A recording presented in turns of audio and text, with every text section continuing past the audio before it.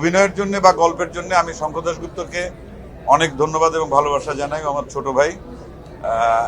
এটি একটা মোটিভেশনাল তো বটেই, কিন্তু সেই সঙ্গে এর ফিল্ম হিসাবে এর একটা মানে মূল্য রয়েছে, বা যেটা আমাদেরকে দর্শক হিসাবে আন্দোলিত করে এবং ভালো লাগায়। এবং সত্যি এই গল্পের শেষটাতে গিয়ে যখন আমরা প্রত্যেকেই কম বেশি আসলে ইমোশনাল হয়ে পড়েছিলাম।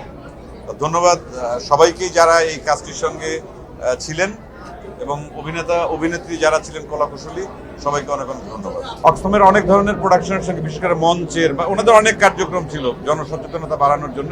আমি আরণ্যক নাট্য দলের সদস্য, বা আমরা অনেক কাজ করেছি অক্সফামের বিভিন্ন প্রজেক্টে, এটা শুধু জনসচেতনতা বাড়ানোর জন্য। সো কাজ আমরা বহুত আগে থেকেই শুরু করেছি। যত তাড়াতাড়ি সাধারণ মানুষ সচেতন হবে বা সবাই ব্যাপারে নিজেদের দায়িত্ব পালনে উদ্বুদ্ধ হবে, ততটাই ভালো।